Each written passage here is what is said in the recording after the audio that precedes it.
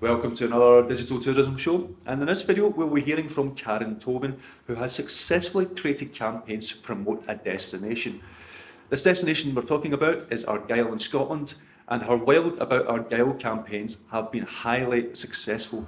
So if you want to know how to market a destination, you do not want to miss this video.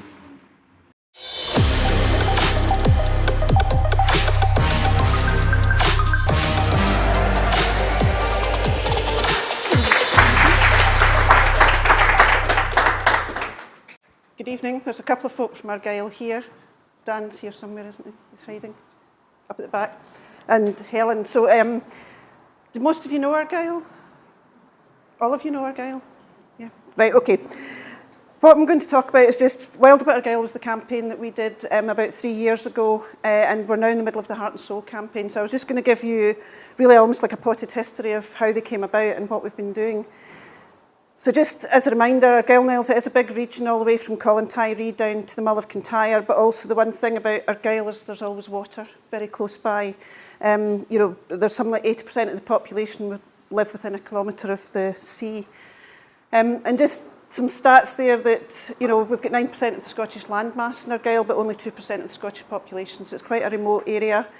And also our coastline is more than 3,000 kilometres, and there's a statistic that claims that it's longer than the coastline of France. It's one that we've still to prove, but it just gives you a sense of that it's all about coastline. 23 inhabited islands, most of which are served by Calmac ferries. We've got Peter here from Calmac. So, and then we've got a lot of jobs in tourism, but the GVA, we're above average in terms of the jobs, but below average in terms of the GVA from tourism. So tourism's not as productive in Argyll as it could be. These stats are a few years old, and we're hoping that we're starting to reverse that, but it's a long haul to do that. And that's just some stats from 2015, 2 million overnight stays, 86% domestic, so we don't have a lot of penetration from overseas, and 500 million total visitor spend back there. So just gives you a feel for what tourism looks like. The Cooperative, it's just the door.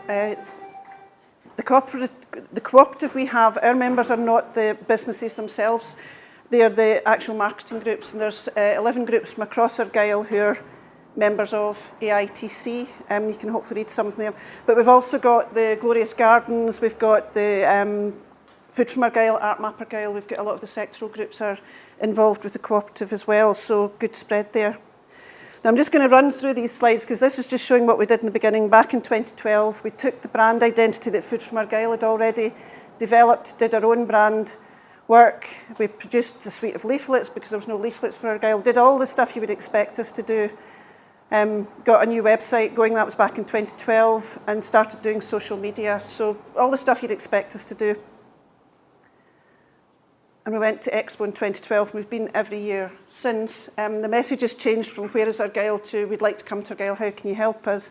But you know, the travel trade are changing as well. So that whole journey at Expo over so many years has been really quite revealing for us. And we've been doing a lot of work with our different transport partners. So all the stuff you'd expect. The summit, that was us at Mount Stewart and Isle of Bute quite a few years ago, but that's just where we get the industry to come together once a year. This year we're up at Drumsine Hotel, where they've just built the new multi-million-pound investment. But again, all the stuff you'd expect us to do. And then back in 2016, the whole population crisis really started to show badly. The statistics were showing that there was a real decline in Argyll, that it was the working age group that the numbers were going down. And so just various issues come up with a report, and that report was really homing in the fact that the future of Argyll really lies in tourism and food and drink, the two sectors. And just some stats there as to why tourism, you know, the number of jobs that are in that sector. There's been a lot of investment in tourism, comparative advantages. AITC was already established by then, and the brand was underperforming. There was a sense that the brand could be doing so much more. So that's just some of the examples of the investments that were happening across Argyll. You've got places like Portavadie at the bottom, Machrihanish Dunes, this is Dunoon Pier where it's all been refurbished. The airport up at Oban now, the tower in Helensburgh, and that's Mount Stewart, where there's a lot of money being spent in the estate itself. So money was being spent in the region. But to make a difference with tourism, what needed to happen, and the economic report was recommending leadership. There was a need for leadership, and the AITC, with the network of small businesses across Argyll, it really needed a cooperative and collaborative leadership approach to take things forward. I'll talk a wee minute about the marketing and branding that's below par, so there's scope to really step up a gear. Sort out the connectivity and digital issues, which are massive in Argyll, and also focus on what the customers are needing. So these were the kind of recommendations that come out from that report. We've all seen these. We've got the rocket, the national rocket. We had our own version of it, but we really realised that we had to prioritise. We couldn't do everything. So this was us just looking at the things we wanted to focus on, and one of them was growing the brand. And this came from a very simple piece of work that was done looking at the brand performance of Argyll online, where the blue line at the bottom is Argyll, and all these other lines, Loch, Lomond, the Hebrides, Highlands. People were just not looking for Argyll online, weren't aware of Argyll, weren't thinking of searching for Argyll. And that's just the same thing when you put the Lake District on, where everything else just drops down. But it was a real eye-opener for a lot of people in Argyll who think that everybody knows where Argyll is, think that everybody knows that Argyll's the place to go. But the reality is, people aren't searching for Argyll at all. So we just explored this whole idea of AITC working through our members, that if we were all trying to sell the same message and working together, could we get a louder message out there and use our platforms but work with our partners? And this is work in progress. We are just working with everyone to try and sell the same message. And that halo effect, that if we're all doing the same thing, telling the same stories, better content, improved search visibility, better brand performance. So that was the kind of strategy that we'd adopted at that point. But the one big issue we had is we didn't really have much content to be actually, just making people more aware of what Argyll's got to offer. And we were also very aware that our demographic is, the visitor demographic is older. So this is where Wild About Argyll came in, which was initially a funded project by Highlands and Islands Enterprise, that we believe that we've got very good adventure tourism credentials, but do we? And so we did this 12 days, 12 challenges event with Mark Beaumont, the world cyclist, world record cyclist, and brought him to Argyll, but to take him to every corner of Argyll, to let him see what's on offer, but with a film and adventure crew to actually catch loads of content that we could then hopefully start using in campaign activity. So that's Mark. We got 10 different funders. It was an interesting project because 2 or 3 funders approached us once they heard what we were doing to ask to get involved. We got 116 businesses across the region involved, and also we launched the campaign in Arran up in the West End and had 272 people came to that event, including the media. And just a statistic that Stefan, Morocco Media, who did all the work with us, he had 775 gigabytes of footage from that 12 days. I don't know what he's done with all of it, but he's... But what we did, we got Growth Fund money to launch the campaign, and this is where all the partners came together to really, can we reposition Argyll and get people thinking of it as an adventure destination? And it was really all about pushing it as Scotland's adventure coast. Just going back to whether you're climbing a mountain or going kayaking, there's always water as part of the scenery. The view from the top of the Cobbler is of Lochs. So that was the website. We had work, that's some of the digital screens in the Glasgow Underground. That was us at Scrops 2 years ago. We're back this weekend, got cancelled last year because of the beast from the east. So I think the temperature's okay this year. But we also, Mark himself really took ownership of what we were doing. And this is just an example. He shared the main video on his own channels at no cost or no charge to the campaign budget, but just there, 143,000 views, 1,400 shares, just on his own channel. So just maybe illustrating how working with partners where they actually buy into what you're doing. And this is another example where Skerryvore gave us the soundtrack for the campaign film as just as a partnership thing. There was no money exchanged, but it was launched the night of the campaign in Arran, and it went to #1 in the iTunes World Charts. The significant part of that is it was our footage that was out there with that music, with the music video. and Wild About Argyll across the bottom of everything. So people realising that the wonderful scenery that was part of that video was actually Argyll. So again, just raising awareness with a younger demographic that we wouldn't normally have been able to engage with that easily. And hopefully this is going to work.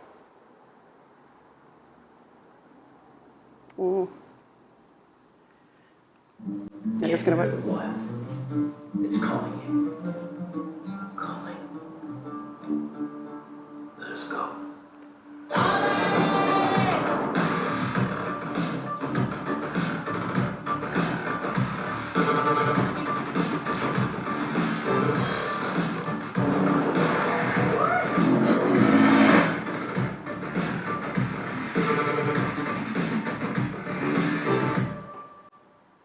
So that was the cinema ad we did as part of the campaign. It was shown across the Central Belt for the full month of March back in 2017.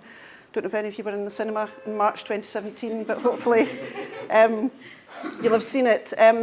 But that was quite an expensive thing to do in the campaign, but the advice we were given is it was worth the risk of doing it, because when you're in a cinema, you're sitting, you're watching the screen, whereas TV advertising and whatnot, people get up and go and get a cup of tea or whatever, you're watching the screen. So we did get feedback from a lot of people that they had seen it and liked it. Now, that was 2017, and the campaign, we reached all our KPIs and everything for the Growth Fund, but while we were in the middle of that, we got into conversations with People Make Glasgow, and at that point, they were just launching their own tourism strategy, visitor plan, and two of the things they were focusing in on, Glasgow's the gateway to Scotland, and also partnerships. And the timing of it was really valuable, because we could actually start opening up a conversation of, well, we're right in Glasgow's doorstep, and Glasgow's promoting itself as the gateway to Scotland, so was there scope for us to maybe do some joint working? And we came up with this idea then of doing the best of both, trying to sell that these two destinations, the city and Argyll, sit right in each other's doorsteps and have got the best of both when you talk about culture, when you talk about food and drink. Just both of them have really wonderful experiences that you can do in a day trip, or you can actually combine in a joint sort of long weekend. So that became our next campaign, where People Make Glasgow, Wild About Argyll got together, but we actually had a number of the transport partners joined us for this one. So Calmac, ScotRail, Loganair, Enterprise Rent-A-Car. But we also then got Glasgow Airport as well. We okay for time? Yeah. Is it the battery? So a number of partners came to the table from the travel section, realising that the whole connection between Glasgow and Argyll is the travel dimension. And this became Best of Both, we were reminded was the name of a loaf of bread, and the heart and soul of Scotland came out of this. This was work that the Frame agency did with us, and just looking at, when you compare the two, Glasgow, you always think of the beating heart of the city, and all the cultural, the whole cultural dimension of Glasgow. And when you think of Argyll, you think of the scenery, of the wildlife, and the activities side. So just this idea of together, they make the heart and soul of Scotland. So that got launched just last summer, and hopefully this one's going to work.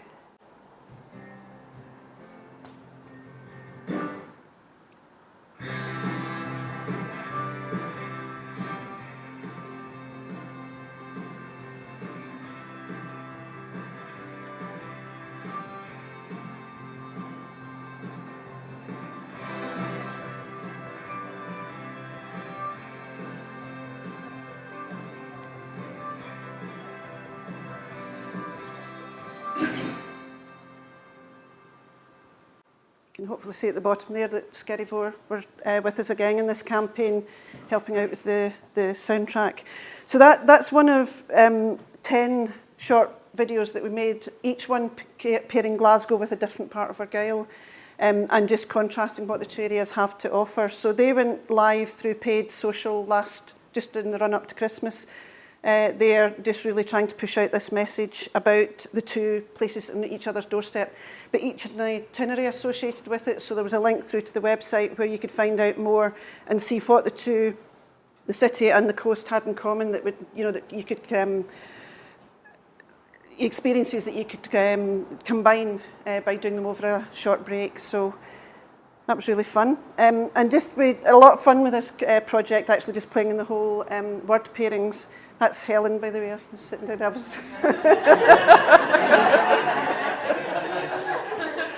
and more to the point, that's Portavadie, Infinity Pool. But we had a lot of fun with the campaign. You know, just as you can imagine these word pairings and the contrasts, and doing quite a lot of different things with that on social media. We're literally just live with the second phase of the campaign, where rather than using the videos, we're now focusing in on the themes that connect Glasgow and Argyll. So here's one about the food and drink, you know, with the seafood, and also the high tea in Glasgow, that's up at Blythewood Square and things, but just showing the real quality of food and drink we have across the region. But there's a number of these that are just going out live at the moment, and again, all leading back to the landing page for the campaign to find out more, and where these different, you know, just where the different things are. So this is just a slightly longer film, but hopefully this one's going to play.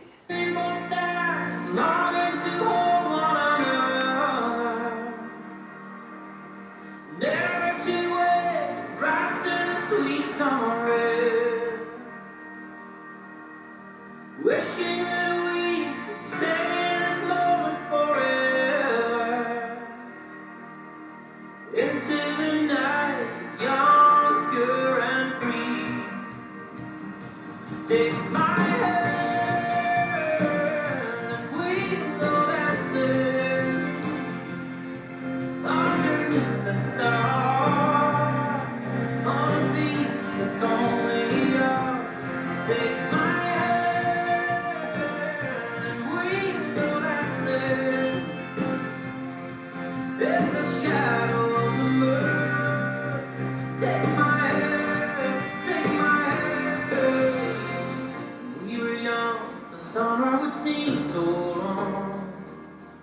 we sing our favorite songs. We heard them on the radio. It was long ago. An endless night and laughter until the dawn. The time when our dreams were born paved the way for all we have and all we need. Take my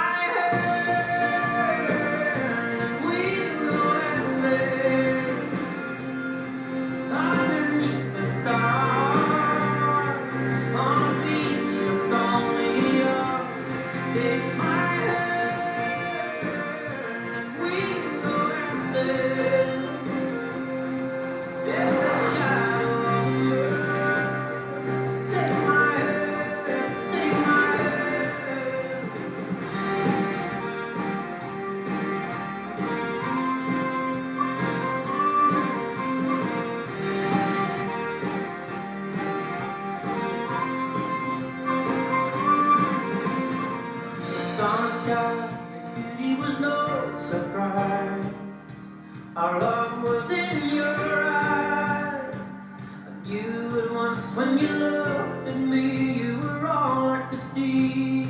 A slow dance as you placed your hand in mine. There was never a better time. Moving to this ancient haunting melody. Take my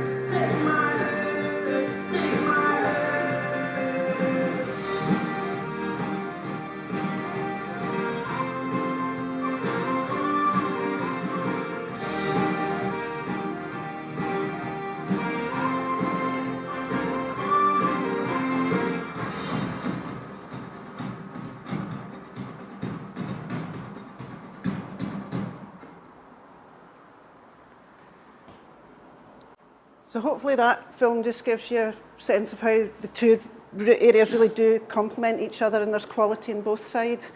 Everything on the left of that screen was Glasgow and everything on the right was Argyll.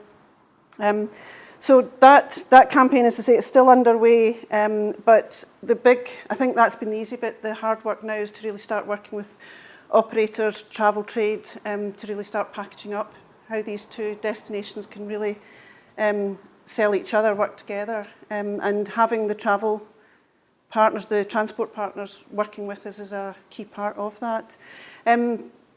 Chris touched on it a wee bit earlier, but we are at the moment looking at this collaboration from Lewis down to Arran. Next year's the Year of Coasts and Waters, which I'm sure you're all aware of. But when you look at the whole of the West Coast, it's a really contrasting region. There's a huge amount of things to do there, but not a lot of people know about it. So again, that's the next project we're looking at, just how to make people much more aware of the whole of the West Coast, with Argyll sitting right in the middle of that. So hopefully, Chris, that half an hour? Not quite. You've actually done well, it's 22 minutes. Okay, I can open up the floor to questions. If anybody's got a question, please raise your hand. Jessica's going to run around with the mic just so you can pick off the video. So, does anyone have a question for me? Hold on. Sorry, it's just a girl behind you first. You talked about the percentage of tourists that come from domestic areas and also international, and obviously the international visitors were a lot lower. So I'm wondering, to what extent with a campaign like this you do target international visitors, and what your strategy is kind of to make Argyll more or better known outside of the UK? To be honest, at the moment the focus has been on the domestic, the east of Scotland, being more aware of what the west has got, Glasgow and Argyll. And also just the way the funding, the amount of funding that's available to take on an international, it's just not feasible with the money we've got. But you could argue that's Visit Scotland's job, is to promote Scotland outside Scotland. Our job is to promote the different bits of Scotland once people have got Scotland in their agenda. But it would make a big difference, and that's why we do go to Expo. I think we could do Expo better. I think Visit Scotland could do Expo better as well. There are ways that we could be better encouraging the travel trade to see Argyll, and the FIT and whatnot, which I think are better suited to Argyll in the volume market. A question from?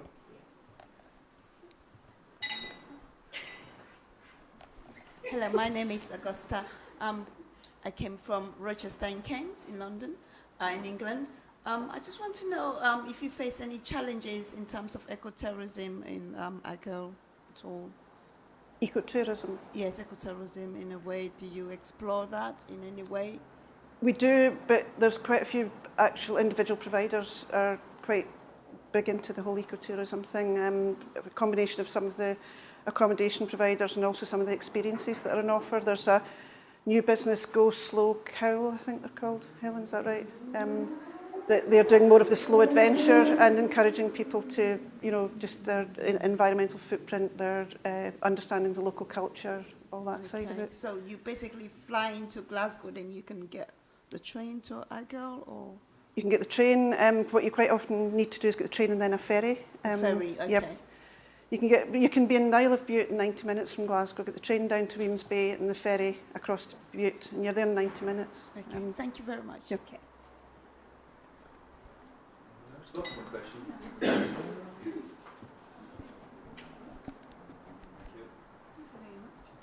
Hi there, I'm Margaret, and thank you very much. That was very informative.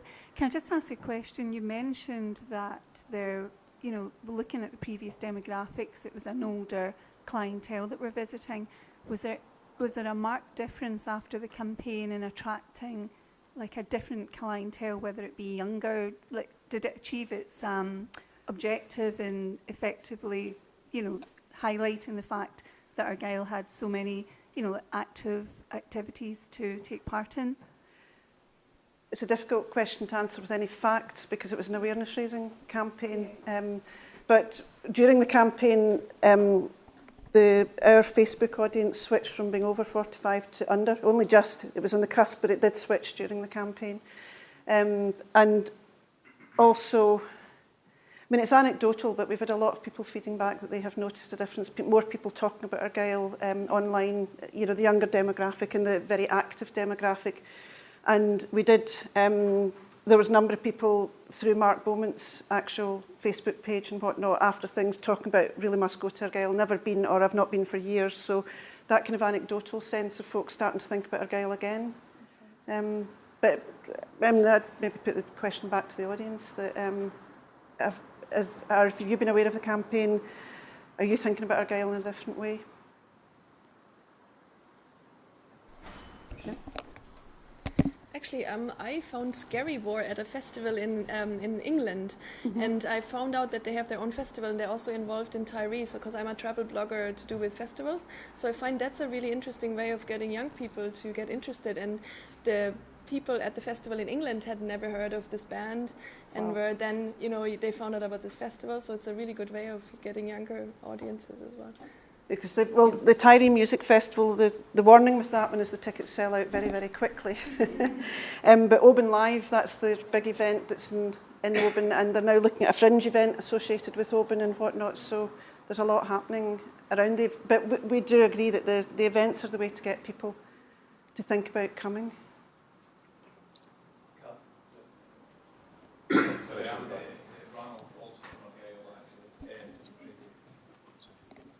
Hi, Ranald, also from Argyll.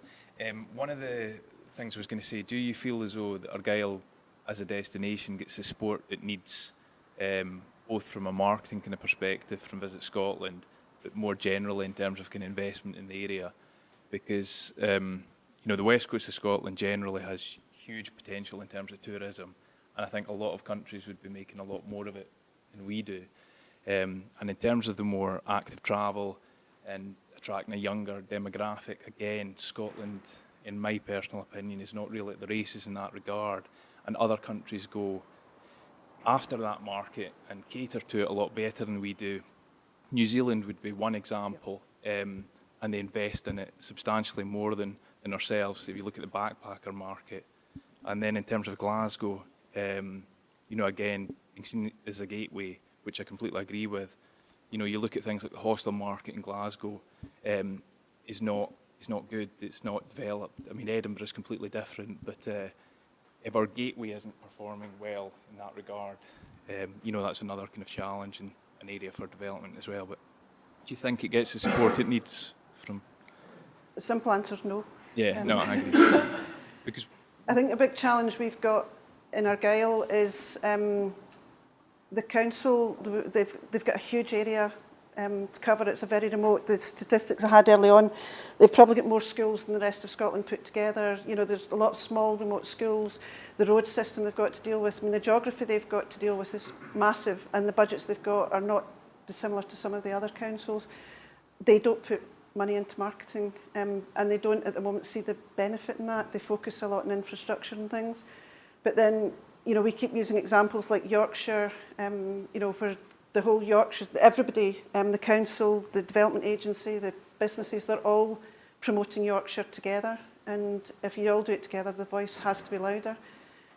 We just don't have that luxury in Argyll. But I think there's an element if they don't have the money, but they also don't have the mindset either. do you think there's a difficulty? You have regional, or you have kind of city deals, $1 billion for Edinburgh, like $1 billion for Glasgow, several hundred million for Inverness, and of course the theory is it'll kind of go out into the regions. It tends not to do that as much as you'd like. Do you feel as though there need to be some form of kind of regional deal and more infrastructure investment in the West Coast than there kind of currently is? And could Era Coastal Waters be part of that? Or? Well, two things there. One is that there is a rural deal being considered for Argyll, and there's other rural ones that are being looked at. It's the same concept, but across a rural area. It's being looked at. What it will consist of, it's difficult to tell, but because tourism is important in Argyll, but so are a lot of other things. And I think that's one of the issues, that you can't do everything for everyone. You need to prioritise something.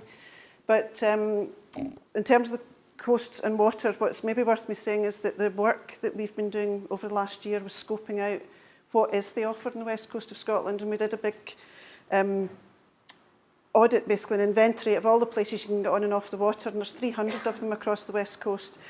And then we were looking at, and where you can get on and off the water, what is there to do? So is there seafood, is there a distillery, is there wildlife, is there castles, that kind of thing. And the data we got out that was massive compared to what we thought we were going to get, and that's why we're now really focused in on this West Coast.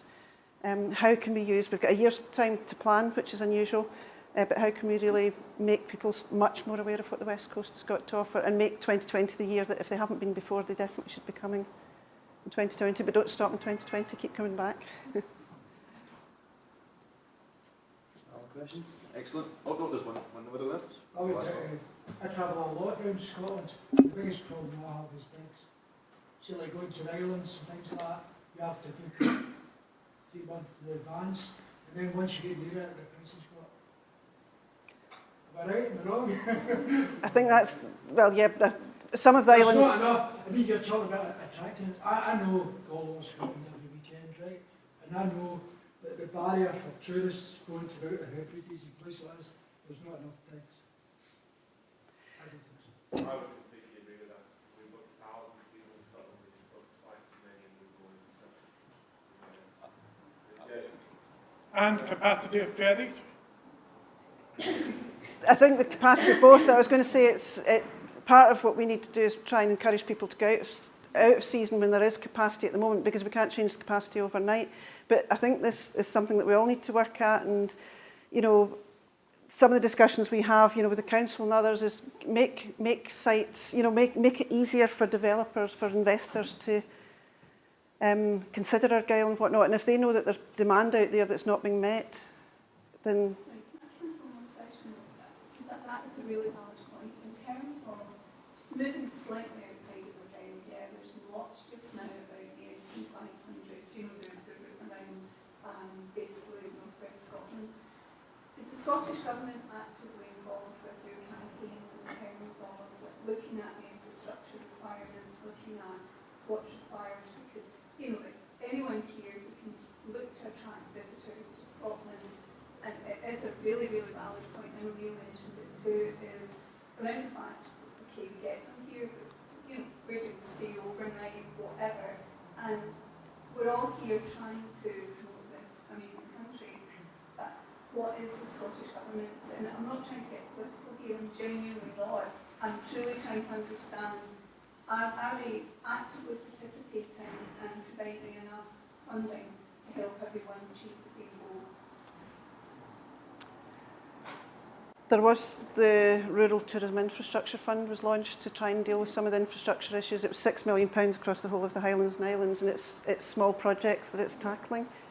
I think it's difficult to say. I think there's an awareness, but there could be a lot more.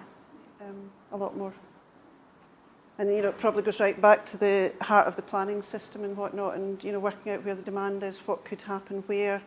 The whole, you know, there's investors out there, I'm sure, if they were much more aware of what was likely to get approved. You know, you get into the whole argument of that there are investors who do show interest, but because the planning system is so complicated, because they go elsewhere. They can spend their money more easily. It needs a dedicated body, basically, to you know, engage the relevant people to try and move it forward. Yeah. Thank you. Last question. It's not a question, it's just back up the point about ferries. I think we've both said it. Stacks of on ferries, it's just key ferries at key times are very difficult to get cars on. You can get foot passengers on them, not a problem. You can go out of season with cars, you can go off Saturdays with cars. It's just the worst up with this on Saturday and all the Sky and these places. Yeah, anybody struggle. But the question is, what do we do? We've got massive ferries, or there's those ferries that for 1 day a week. Yeah, it was me that brought the question. I take people in tours and I'm reactive to designing tours for what the people want. And Mull is a common destination, as is Iona, which is an offshoot of Mull, Lewis, and so on. And I need to take people in my car and I need to book well in advance. Throughout the summer. Now, you're saying, unfortunately for me, I got a cancelled one out of Lomond. No one's fault, it just happened. And it was very difficult to make alternative plans.